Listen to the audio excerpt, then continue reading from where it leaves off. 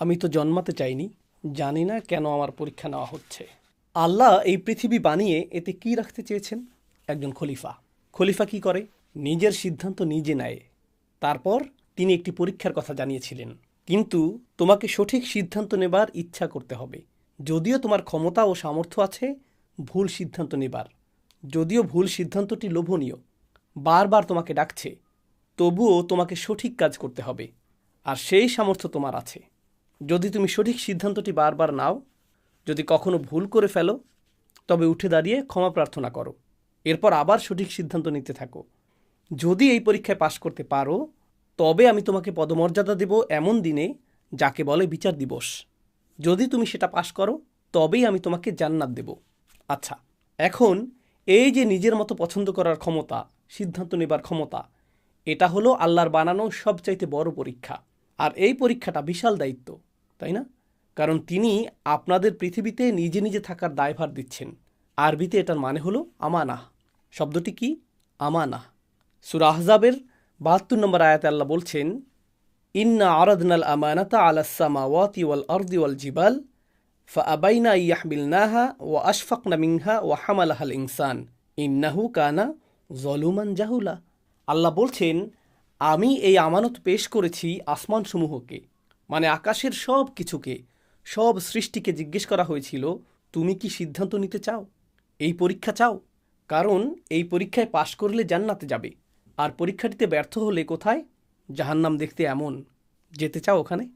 জান্নাত দেখতে এমন, যেতে চাও? যদি যেতে চাও, তাহলে সবচাইতে কঠিন এই পরীক্ষা দিতে হবে। আল্লাহ বলছেন, আমি এই পরীক্ষা সমস্ত সৃষ্টির সামনে পেশ করেছি, আর সবাই প্রত্যাখ্যান করেছে। সবাই বলেছে, ইয়া আল্লাহ, যেমন আছি ভালো আছি, দরকার নেই, মনে হয় না এই ঝুঁকি নিতে পারবো, খুব ঝুঁকিপূর্ণ। এত ঝুঁকি, কারণ ফেল করলে কোথায় যেতে হবে? জাহান্নামে। এরপর আল্লাহ সৃষ্টি করলেন আমাদের মানবজাতি সমৃদ্ধ এক পরাশক্তি দ্বারা। সেটা কি? রূহ। এরপর তিনি আমাদের বললেন, শোনো, আমি এই অফার সবাইকে দিয়েছি। তাদের অফার দিয়েছি যে পৃথিবীতে খলিফা হিসেবে পাঠাবো, আর নিজেদের মতো সিদ্ধান্ত নেয়ার আমানত দেব। কিন্তু অস্তিত্বশীল কোনো সৃষ্টি আমার এই অফার গ্রহণ করেনি। কিন্তু আমি তোমাদের এক বিশেষ শক্তি দিয়েছি, সেটা হলো তোমাদের শুধু ভারসাম্যই নেই, ভারসাম্য মনে আছে, মানে তোমাদের ভালো মন্দের বোধ আছে এই ভারসাম্যের কারণে। একই সাথে আমি তোমাদের এমন কিছু দিয়েছি যা আমার সাথে তোমাদের সর্বক্ষণ সংযুক্ত রাখবে। তোমাদের ভেতরে এমন নূর যা আমার সাথে সংযুক্ত থাকবে। সেটা কি? রূহ। আর এ কারণেই তোমরা এই পরীক্ষায় পাশ করতে আমার অন্য যে কোনো সৃষ্টির তুলনায় বেশি সক্ষম। তোমরা কি তবে পরীক্ষাটি নেবে? আমি জোরাজোরি করছি না, তোমাদের ইচ্ছা। তোমরা কি পৃথিবীতে এসে এই পরীক্ষা নিতে চাও? আচ্ছা, পরীক্ষাটি নিয়ে আরও কিছু জানাই তোমাদের আমি।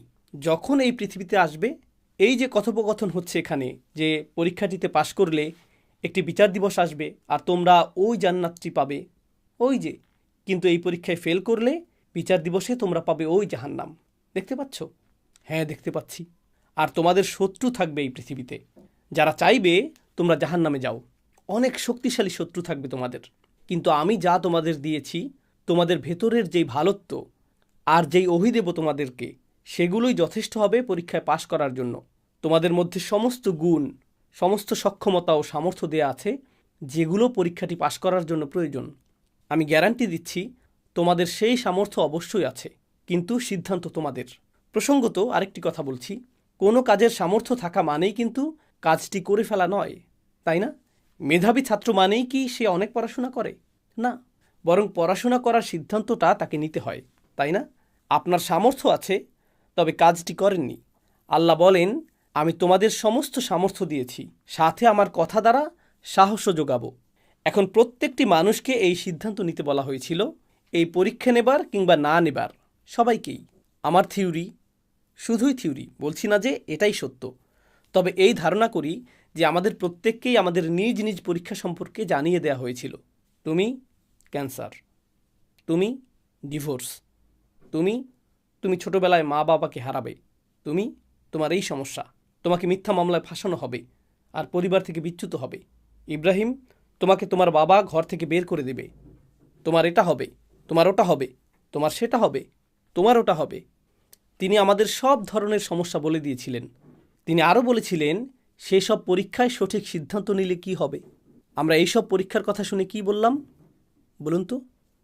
অবশ্যই পাশের জনকে ইশারা করে হয়তো বলেছি, দেখেছো জান্নাতটা আসলেই অসম্ভব সুন্দর। কিসের শত্রু?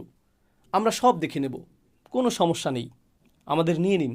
কোরআনে এসেছে ওয়াহামালাহাল ইনসান, মানুষ এই ভার বহন করতে তাড়াহুড়া করছিল, তিনি আমানত পেশ করলেন, আমরা নিয়ে নিলাম, আমরা সবাই গ্রহণ করলাম, সবাই নিজ ইচ্ছায়। কখনো শুনেছেন কাউকে বলতে, আমি তো জন্মাতে চাইনি, জানি না কেন আমার পরীক্ষা নেওয়া হচ্ছে? আরে আমি তো জান্নাত জাহান্নাম চাইনি। হ্যাঁ তুমি চেয়েছিলে, কোরআন অনুযায়ী তুমি চেয়েছিলে, আল্লাহ তোমাকে জিজ্ঞেস করেছিল এটা চাও। আমরা বলেছি হ্যাঁ, আমরা আছি, অবশ্যই আছি, আল্লাহ তো আমাদের সামর্থ্য দিয়েছেনই, রূহ। সেখানে আপনি ছিলেন আর বলেছিলেন যেন, উফ, জন্ম নিতে আর তর সইছে না, শুরু হয় না কেন?